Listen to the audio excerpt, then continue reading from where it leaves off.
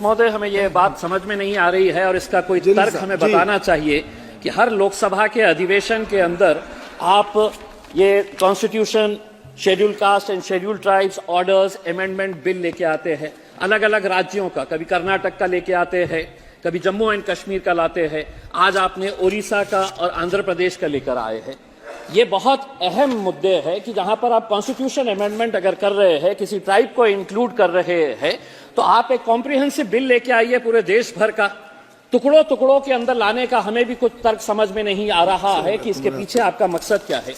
एक बात मैं ये कहना चाहता हूं अध्यक्ष महोदय कि जब सरकार को किसी को कुछ देना नहीं होता है तो सबसे आसान तरीका यह होता है कि एक कमेटी बना लो।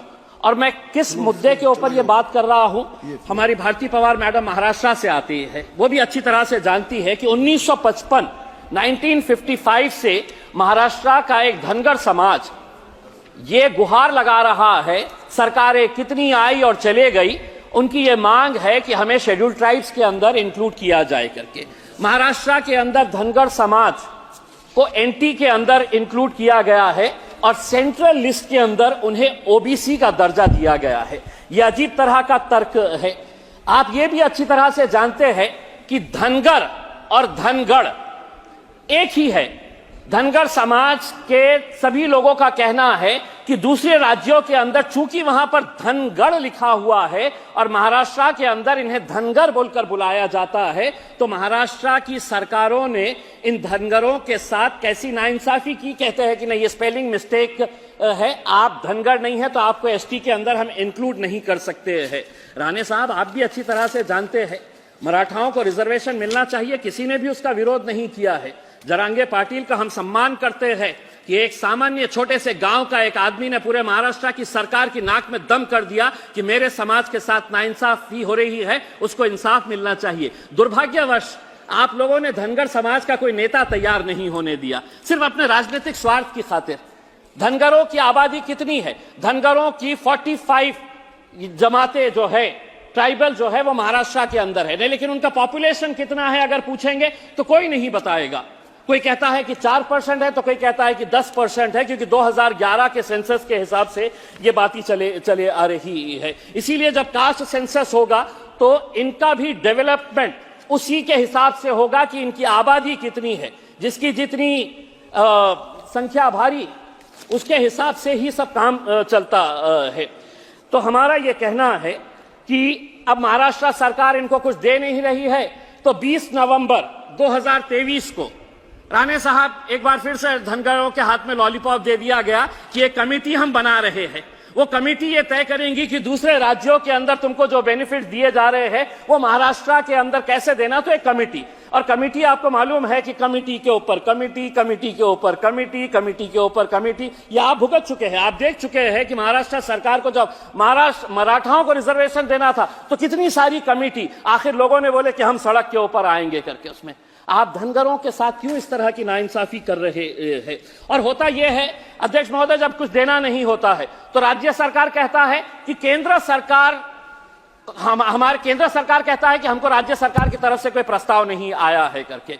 जबकि पृथ्वीराज चौहान, जब कांग्रेस के नेता और कांग्रेस के लीडर जब मांग ये करते हैं कि इनको देना चाहिए, तो उस वक्त उन्होंने झूठ कहा था कि हमने ऑलरेडी केंद्र सरकार को भेज दिए हैं, धनगरों को रिजर्वेशन मिलना चाहिए। सरासर पृथ्वीराज चौहान साहब जो सख्त मुख्यमंत्री थे, उन्होंने झूठ बोला था, कोई प्रस्ताव नहीं भेजा गया था।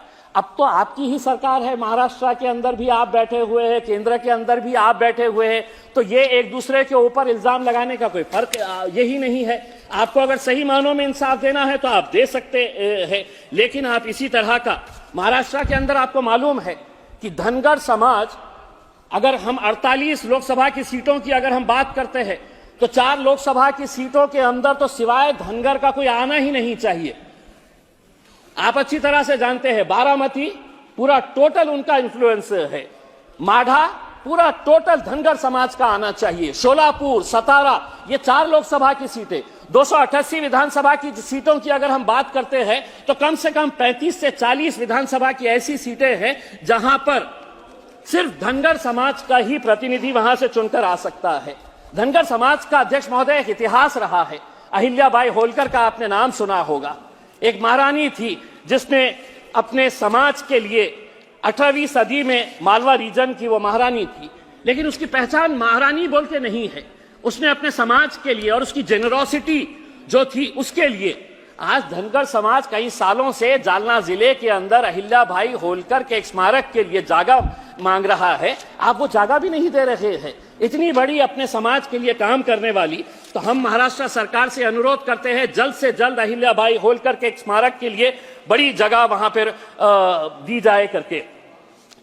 दूसरा ये है कि ये जो अलग अलग समाज के ये आ रहे हैं, अध्यक्ष महोदय, मुसलमानों के बारे में भी सांसद कहते हैं कि मुसलमानों को भी रिजर्वेशन देना चाहिए, लेकिन मैं आपको ईमानदारी के साथ कहता हूं, मुझे आपसे मांगना मतलब यह है कि मैं अपना साथ दीवार के ऊपर फोड़ने के बराबर है, क्योंकि आप लोगों ने तो हमारे साथ एक ऐसा रवैया इख्तियार कर लिया है कि हम आपको सिर्फ सांस लेने दे रहे हैं, यही बहुत बड़ी बात है। इसीलिए मैं आपसे रिजर्वेशन कैसे मांग सकता हूं? लेकिन अगर इस मुल्क को तरक्की करना है, इस देश को तरक्की करना है, तो आपको यह मानकर चलना पड़ेगा कि मुसलमान भी इस देश का एक बहुत बड़ा हिस्सा है, उसके साथ भी इंसाफ होना चाहिए। तो अगर आप सभी समाजों को साथ में लेकर जाएंगे जी। राणे साहब, जिस्म का एक हिस्सा अगर कमजोर हो गया तो वो ताकतवर जिस्म नहीं कहलाता है, वो अपाहिज हो जाता है, वो हैंडीकैप हो जाता है। इसीलिए आपको अगर इंसाफ करना है तो आप जिस तरह से आज ओडिशा और आंध्र प्रदेश के शेड्यूल्ड ट्राइब्स को इसके अंदर ऐड कर रहे हैं, मेरी ये मांग है कि धनगरों को भी आप महाराष्ट्र के अंदर जल्द से जल्द रिजर्वेशन देने का फैसला करिएगा और कुछ इंसाफ मुसलमानों के साथ भी करेंगे, कभी ना कभी तो करेंगे। एक ना एक दिन आपको यह एहसास होगा कि नहीं, ये भी मेरा एक भाई है, इसके साथ भी इंसाफ होना चाहिए। श्री विंसेंट तेजपाला जी, धन्यवाद।